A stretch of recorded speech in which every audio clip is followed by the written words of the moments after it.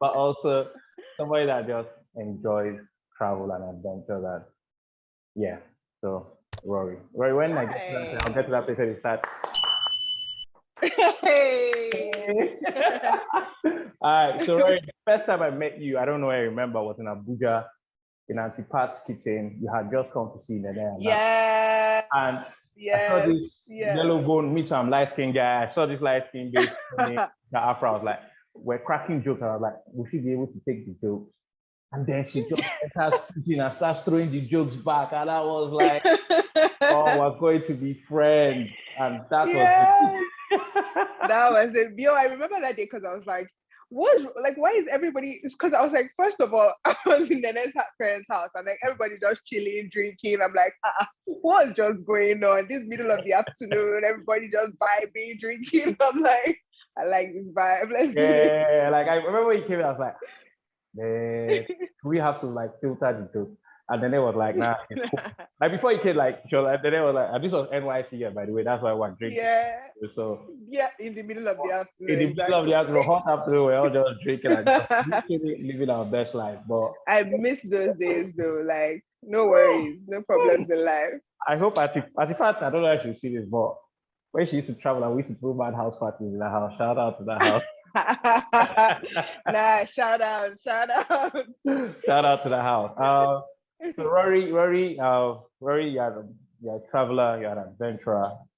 So I wanted to find out, when did the love for traveling come from? When did it start? When was it like, you see this traveling, I like it and I'm going to make sure I do it? That's an interesting question. To be honest, I think it's been there since like I don't know, I was born with it, I think. So a few things I think shaped the whole situation. So first, I think I was a very boisterous child, never afraid of the outside. So I was one of the, you know how certain people, like when you're going to school for the first time as a kid, when you go, they'll drop you and you start crying and you don't want to cling on to your mother. I did not even look back. Just drop me, run, let me go and have fun with this. I don't know who's. So that has always been me. I'd always been like, okay, what's outside? What's there? But then also, my dad always traveled, and we actually had like an interesting. So obviously, you know, Igbo people now, you go to the east, so we'll do these long drives, all the way 8-hour drives, and this is like from when we're like 5 or something. So like we're used to moving around, and then our first trip abroad, I was 7. We went to Holland, and then all of us caught chicken pox, and we had to cut our trip short. And my mother had malaria, and then all hell broke loose because they didn't know what to do with malaria, so we had to come back. But in any case, like it had always been I think it's just always been there. So there are times when even at home, like, oh, we just want to fumigate the house. And so my dad would use that as an excuse for us to go somewhere. So we could go to a hotel in Lagos, or we'd go to Benin Republic or something like that. So traveling had always kind of been there. So I didn't really need to cultivate it. But I think based on how I am, or naturally I'm disposed to just wanting to adventure out, I think, you know, even going on summer holidays, I always felt like, I was locked into, oh, you cannot do this, you can't do this, you can't do. So once I have small change, you know, I started quickly, swiftly, a little bit of money. See, I just like, okay, where can I go by myself? And So, yeah, no, like it's something that since the first day, like I've known you, like always out and about moving.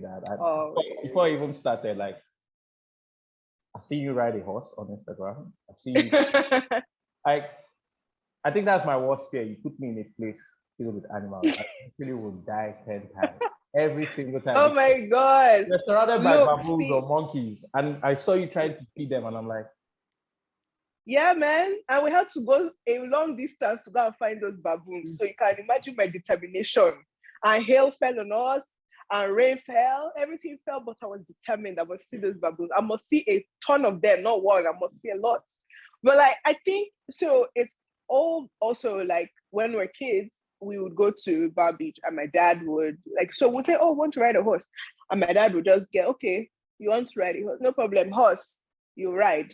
Then we'll say, oh, want to ride. So I sandwich between boys. So I was an older brother, younger brother. So it's like, okay, let's do whatever. Like, so we would race horses, and this is where I don't even think I was up to 10. Like, we would just get, each of us would have an individual horse and would race. And I remember this one time when we're racing this horse, and this horse did not want to, was heading straight for a tree, my own horse.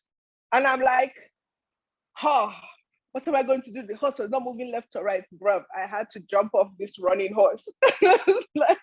But it was fine. And then tomorrow I would still do it. So, and then, like, I had a dog growing up. So I think animals were just like, oh, okay, it's cool. Like, they might try to eat you, but it's not too bad. Before I go to the next travel question, are you one of those dog owners that say, oh, my dog is friendly, they won't bite, just come? I don't even own a dog because it takes a lot to take care of one. I can't commit to it. I really want to, but I can't commit to it. I had a cat once, and then that was, but no, I wouldn't tell you that my dog won't eat you if it's a dog that will eat you, Sha. So I won't tell you lies. That's for sure. How was trip that born? Like, when did you sit and you said, this is what I like doing? I'm going to create a platform to help other people travel and connect them to things I've learned and found. I think I had moved back. So this is probably like 2015. So I'd been 2 years back, but then I had traveled, I think, twice in that period. I traveled twice in that period. And then, like, I think I was just, Instagram was just then being like a big thing.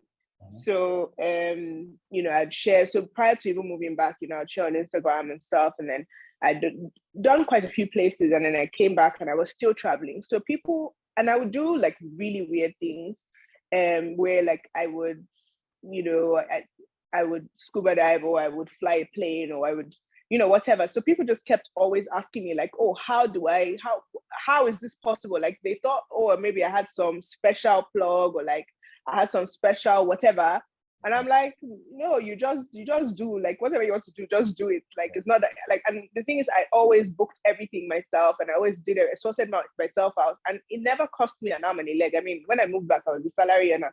So, so that's how it sort of started. Was then lots of people just inquiring for me how, and because we used to travel when I was like a lot when we were kids, and I had a lot of responsibility as a child too. So, applying for visas and things like that, I used to do for my siblings and my parents. Like, when we go on summer holidays, I would take care of it. So it sort of just became a next, like, oh, so I just had like that, like, this can be money, like, maybe help people navigate this whole travel thing and live their best life, as opposed to, because I think most people at that time too were they would travel to London and travel to America, finish, that's the end. But I wasn't going to those places. I was like, even if I were to go to somewhere that is normal, I would still have a different experience. So it was just all about that experience, that people wanting something unique, or an interesting experience, to be able to delve deeper and immerse themselves.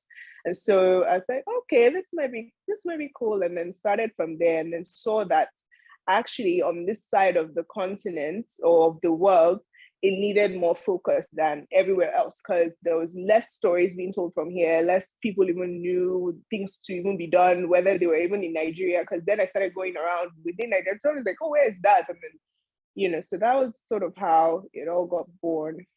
Yeah. Okay. And how many countries have you been to? I think now 32, 33, something like that. 32, 33. Most memorable trip, and why? Or anyone that comes to your head? Because I've had a lot, so let's not say most memorable. Yes, tough. I would say Mexico and probably Ethiopia. Okay, so both of them two separate reasons. So Mexico, I went solo, and it was just it was a beautiful place. Like, I don't know how else to explain it. I had like a short period of time, saw a whole bunch of things. It was a different culture. Everything was just vibrant and alive. And I loved every single minute of it. There's just no other way to explain it. And it's one of those places where I'll go back to any day. So I don't know, people were friendly. It was just, and then there was everything of what I like. There's a bit of culture, the food, there was the beach, you know me, anything to be around water, perfect. Water was beautiful, gorgeous, ocean, all of that stuff. So it just ticked all my boxes as far as like things that I love. And then Ethiopia, well, I mean, that was a trip with Bay, and that was like our first trip. So it was a really nice, and it was also so there were lots of also really nice experiences. So like the baboons, for instance, and it was just a country that really surprised me. I didn't expect it to be as beautiful as it was. And, just, yeah, it was just like one of those places that just surprise you, and you're like, man, because everywhere was like a gorgeous sunset and everywhere was gorgeous view, and we sort of just traveled around quite a bit. So it was really nice. We had like this, everywhere was a different experience too. So yeah, so I don't know. That's pretty much the two that will come to mind right now, but there are quite a lot and so many different experiences. And not to answer the next question, but okay, let me just ask it first before I say everything. Having a Nigerian passport, because me, I'm a Nigerian passport holder. How do you navigate it? Do you get like, because sometimes it's like, it's not so easy, and then the visa prices, how do you navigate it? It's a passport. It's a tough one. So I think, well, for me in particular, the luck there has been that I have travel record from a long time. So the thing is, the passport has gotten, or the visa processes have gotten more stringent, and they've gotten worse. And most countries are sort of just kicking Nigerians and Nigerian applications to the curb. So the policies are just getting much more stringent for Nigerian travelers. But where you find the ease is if you've already had several, a lot of travel records. So if you have a lot of travel record, then people just don't, like, once you apply, they just see you as, oh, okay, this is like you've been traveling since now. Right. So there's this visa, there's this, and most of them usually ask you your record. So once they see, oh, okay, this UK has given you, Schengen has given you, US has given you, they just be like, oh, cool. But that being said, it's still a struggle because the wait times are ridiculous. I mean, even now, like I'm trying to renew my US visa, and only God knows, I've been trying to renew it since last year. So, and it's just very frustrating, because I don't think that anybody needs to go through all this hassle just to travel. Like, you should be able to go places. And what's more unfortunate is that a lot of African countries are also closing their doors to Nigerian travelers and like Nigerian passports. So whereas when I went to Tanzania, probably 2015, something like that, it was you just arrive there, you get a visa. Kenya was the same. And then now it's a whole thing. You probably need an agent. There's no way around it. And South Africa now is just the useless Nigerian. So it's just a lot of stuff. I mean, it's not without reason, because Nigerians have been doing crap in their countries. But it's really frustrating to not be able to travel with ease, have to spend all this time and spend all this money to apply for visas. So I would say, like, navigating that is just really planning. So if I do want to travel, I know, okay, I'm going to do summer, so I'm just going to put in my application on time, and I budget most of what I want to do anyway. And then also, like, I don't know. I mean, there's been the luck in just having travel records. So, and just making sure that I keeping up on most of that, not letting visas sort of like lapse for a long time and then having no record as well. So, but I guess I've been fortunate. I think, when I was younger, that was the thing. Like, you have a visa for you, like, you better use that stuff before quickly. You're like, if you go again, you'll be like, we give you visa, you use it, and you didn't use it. And the funny thing is that I don't even know how many times that has actually been an issue. Like, I don't even know if really it's an issue. It's just something that we've been told. I don't even know if it's really a problem, because I mean, my last US visa, I didn't use it. I mean, COVID and everything. Yeah. But I mean, in my head, it's not like, oh, they won't give me because I didn't use the last visa. But that was now when you must, like, you wear your Ha. wherever you go, you wear your Sunday best, because let's say if somebody is now that you know that those We things don't really, all it doesn't they really don't matter matter. at But all. being younger, And the they'll tell thing you, too, yeah, go on. Sorry. yeah, but even like I think it's even so people like whenever like with visas and stuff, people are actually just super afraid of visa applications. And it's as if they're going to that right jam. And I'm just like, yo, they're just trying to ascertain if you are who you say you are. And essentially the visa person is just looking at it like, okay, is this person a flight risk? Is this person sketchy character? So like if you have nothing to hide, like just write like you're making a case. It's like a job interview. You're making a case for yourself that I have a job, I have the money to go, I'm going to come back, I don't have. So it's really not that deep, honestly. Yeah. But also, I think when we met in that NYC time, I think you're one of the first people that made me understand. Like, used to be like, man, if you can't even go to, for instance, let's say the UK or US, I'm gonna go to countries around you. Like, you used to be a big ambassador of, you don't have to wait Yes, to travel to, yes. like, I let's always used to say, like, say, rack go up Ghana. everywhere. Yeah, Exactly. Rack up go places Ghana. around and build travel record. Like, yeah, do Ghana, do Benin Republic, do everywhere that you can get to without wahala. Just do those. Like, and there are quite a few, honestly. And then there are even other places that if maybe you have Yankee visa but don't have UK visa, you can still go to certain places in Europe with there are different hacks. Like I went to Montenegro and Albania and Turkey and Serbia on a US visa. I did not get Schengen. I was just like, okay, cool. So there's this, they allow, and the funny thing is when we arrived, they weren't sure of this policy either. So they had to check their books. And then they're like, oh, right, yes, it's true. Then they let us in. So there are quite a few things there. But for sure, like if you're just starting out, like go to places close. But I know it's not as easy. It's easier said than done because also traveling within Africa is not the cheapest thing either. I mean, in our own, like when we first started coming up, back in those days, it was, yeah, I go to did Ghana Ghana by was road, though. 45K. I did Ghana by Within road, though. I did it by road. guy, I've done And it I by loved it by road, road. though. I love Ghana by road. Yeah. I've not done Yes. it by air, but I did it by road. That it was Oh man, like school was in Ghana too. So it was like yeah, back then the ticket was 45K. So now it's just like something what? like that. It's something else. And Rory, what has travel done for you? Like, what you say, like travel. What has travel done for you? That's a deep question. Deep. So I think I would say that travel has made me more in touch with myself.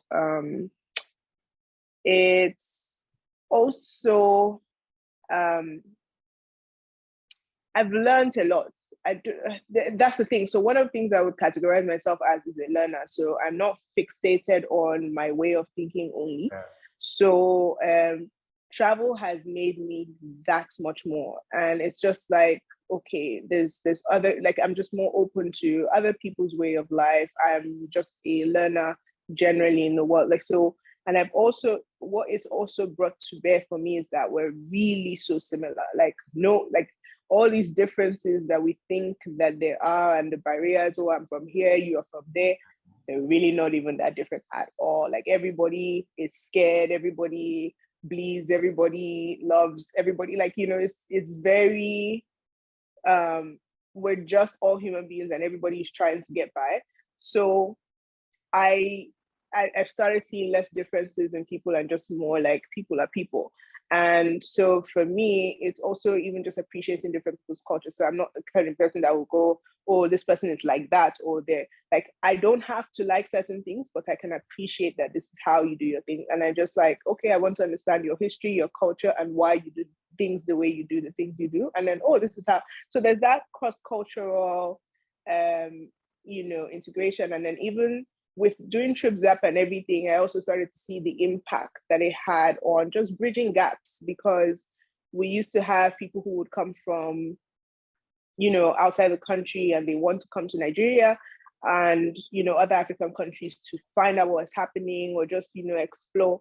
And then, there are people who are looking for their roots and stuff, and then they will come, they've done their DNA tests and stuff, and they come to Nigeria and they go to Badagry and they try to figure out, oh, these people left from here, oh, my ancestors left from. So there's a lot of there's a lot of connections and a lot of healing and a lot of bridging gaps that travel does help with. And for me, that's just the beauty of traveling, is stepping out of my own shoes and going into somebody else's shoes. I'm one of those people that if I travel, I actually don't want to be reminded of anything that has to do with where I'm from. I want to go into somebody else's own space, live their own life, see what it's like to have been from somewhere else. So yeah, it's just been a learning experience, really. We're almost there. What's a quote you live by, or this chapter of your life is based on this quote, or something that?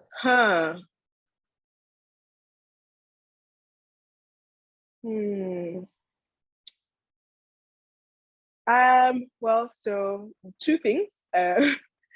Both actually are sort of tattooed on me. Yeah. So one is go far, which is, for me, is go as far as you can at every point in time. So I live by that for in travel, as like distance, just go as far as possible. But also as a principle, as a guiding principle, is like whatever you're doing, push as far as you can, give it your all, go as hard as you can. Just try the hardest you can possibly, put your everything into it. So there's that. And then the other is fearless. So be fearless. So for me, I kind of was born a bit fearless, but it's that reminder, because as you grow, your childlike fearlessness goes away. So a lot of things that your experiences and everything start to put you in a box, and you start, fearing a lot. You don't try as many things. You don't adventure out as much. You curb yourself because you don't want to be hurt. You just protect yourself, so you do a lot less. So for me, it's always that constant reminder that I should be fearless. Like, so even if my default is to try and protect myself, or to try and just keep moving, just be fearless, keep going. You got this. So yeah. I like that because, yeah, definitely, the older you get, the more, how do I say? Yeah, you already said it, but the older you get, you're like, I can't do that. I've tried it. Exactly. Or you go with the Nigeria, like, I'm too old. I'm too old for this. Exactly. Inside you, you're just scared to fall. Yeah, you're scared to fall. Like, everybody is low-key scared, but like, you kind of have to overcome the fear, because it just curbs you, stops you, puts you, like, it just stops you, and nothing is really stopping you except you. So yeah. And Rory, now we know, me, I know from time, but you like to create experiences. And how you doing? Sorry, say again? I say you like to create experiences for people. And how are you doing now with like Lighthouse Beach House? How are you doing that as well? So obviously, some people know. So Trips have sort of transitioned out of creating travel sort of experiences, like in terms of trips and stuff, which we're still working on a different sort of solution that helps more people navigate African travel. But we then morphed sort of, or also expanded into hospitality management and stuff. And so we did a few projects, of Landmark Beach, and setting that up and creating all of that. So when it was nothing, and then grew it into that, and then moved into Lighthouse Beach House, which is more like a boutique hotel. Yeah. So it's one of those places where, or this new space is sort of where my love for both travel and travel experiences and building experiences and architecture, because I'm an architect, that all comes together very nicely. And so it's actually a very fulfilling part of what I do, because I get to see people experience both space and the things that I curate for them to experience. So in designing space, you're also curating how someone will experience a place.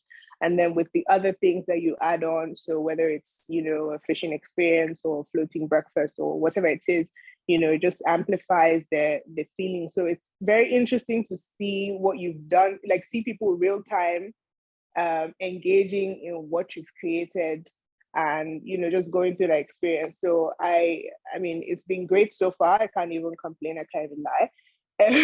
So I'm looking forward to doing a whole lot more stuff like that, where I get to design space and design experience, and then manage that whole value chain, building the brand and everything, because that all comes together that way.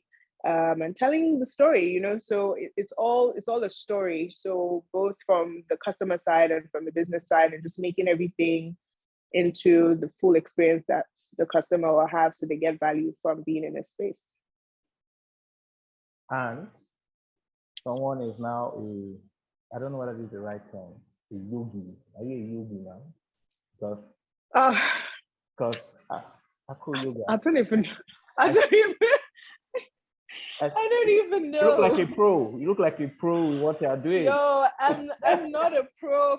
I'm like, it's funny because someone hit me up and they're like, oh, something about being on their brand, something as a yoga, something. And I'm like, bro, I don't even know how to do most of the yoga poses. I'm just like, so the acro yoga thing was more so the content looked fun. So I just like to create stuff. And I was like, okay, I don't know if I'm going to kill myself, but let me find someone who actually does acro yoga. So it took a while, and I find Akinjide, and he was really great at teaching me. So I'd had 2 classes with him, like 1 hour, 2 hours each or something, and went through like a few, so the basics and everything, and then he put a flow together, and I was able to go through it. And yeah, I do practice yoga alone at home. Through lockdown, I started doing that, and but I wouldn't call myself I wouldn't, like, it seems like bastardizing the word. I wouldn't call myself a yogi, because I'm just like, okay, I can bend, I can stretch, like, but I can't do a lot of the more interesting poses or anything. I'm just like, okay, there's certain things I can't do because I've been able to, I'm not the stiffest person, so I can do certain things and I learn easily, and my body adapts easily as well. So that's why it looked fluid. But so from watching it, and even when you even showed the compilation of the fall, it's still beautiful. Like you can see, and I like the advice you gave everyone. Like, make sure you're doing it with somebody that you trust. Please. But please don't try it, because at first I had this genius idea. I was like, no, it's easy now. I was like, okay, babe, put your leg up. Let's see. After I almost hit my head on the chair, I was like, let's forget that. Let's. Because I'm like crackers biscuit. Any small thing, like you just be hearing my bone. I'm like, I'm not flexible at all. Able to touch my feet, wahala. So but you see, this is the thing. I was not flexible. So I wouldn't even say so there are parts of my body that's bendy, right? That can bend, and other parts that cannot bend. Yeah. So I couldn't bend forward. So I couldn't touch my toes. I've never been able to. So during lockdown, I was like, okay, I'm going to touch these toes. These toes, I'm going to touch it. Okay, me and you, we must be friends. Let's touch it. So I'm like, all right, cool. So so then I started watching all these yoga videos and stuff, and it was just stretching. And like in 2 weeks, I could touch my toes. I was like, it's a lie. Because before, everybody they'll push me down. My mom would be like, no, I'm sure you can touch it, because my mother, she can palm the floor. I'm like, I cannot touch Jack, but I can bend backward and do a crab, like the back bend or whatever.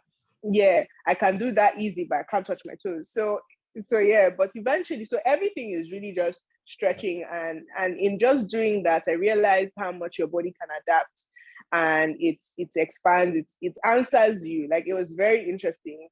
I was like, oh, okay. So when they say there's more space, keep bending, there's more space. Like, I started finding more, like, with your breathing and stretching, and I was like, oh, your body does a lot of interesting things. Wow. Okay. Yeah. And last one, Rory, before we go, when it's all over, because inevitably, either we're going to go one day. When it's all over, one day. When it's all over, what do you want to be remembered for? That I lived. And that's a reminder to myself all the time. I want to be remembered as the person who lived fearlessly, who like I live like I don't even necessarily think it's something I want others to remember me for. I think it's something that I want to feel for myself. Like, you know, when I'm in the afterlife and I see my body and I'm like, oh, it's done. Oh, but you lived a good one, Sha. You tried, like you did all and beyond. You tried. You used the earth to its fullest. That's good. So so that's for me is a thing, because I remember when I was turning 30, I know like 30 is a big one for a lot of people and they get nervous, so they get like, you know, just anxious to start to think about their lives and everything. I mean, I was just more so like, yo, I just want to turn this 30 sharp because I've been insulted since about how young I've been. So anyway, but I just felt that for that time period, I'd actually lived like I had a good amount of experience. Like if I had to tell anybody about my life or whatever, like I'd done quite a bit. I'd lived a bit, so I was really proud of myself. So it's something I had to keep reminding myself of is I want to every time look back and be like, yeah, you lived. So while we're running this race and, you know, going through the whatever and doing all the work and this and that, it's like just make the conscious effort to not forget to live, because you can get super lost in just running the rat race. So I like that. You always say you rock this life. You rock this life. As in, so I went by Justine in the afterlife. In heaven. In heaven, I'll be like, my time, you know that my days. In my time. You know you know that time. For fellowship. Hey, you get? I'll be like, yeah. When they say, how much life did you use? What? I'm like, no. I used it. I used it. I used a lot of it. Right, thank you. Yeah. Thank you. I just like to see life from your perspective, like see it from because you're very adventurous, you travel a lot, and you live, man. Like as you said, you live. You actually this life we are living, you live it. Thank you. Thank you very much. Thank you. It was really, really fun. I mean, you know, you're my G, so but this was a fun one. I enjoyed it. Thank you for having me. Bye.